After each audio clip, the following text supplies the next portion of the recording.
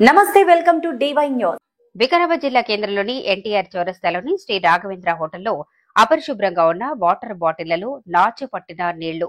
ఎప్పుడో కడిగిన water bottle అడుగున నాచు ఉన్న అలాగే నీరు నింపుతున్న హోటల్ సప్లయర్స్.